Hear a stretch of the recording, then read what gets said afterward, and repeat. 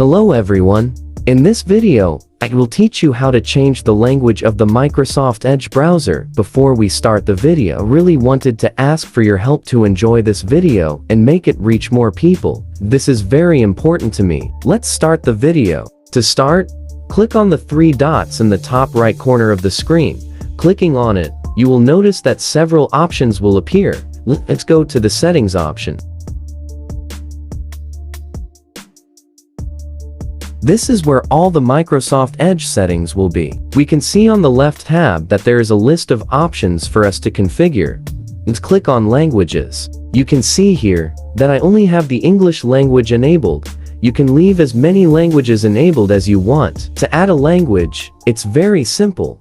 Click on the button where it says Add Languages, and then all the languages available for the browser will appear. Select the language. However, that's not all you have to do. To keep this main language in your browser, you need to drag it to the top. And if you don't want the current language, click on the three dots next to the name of the language, and click Remove.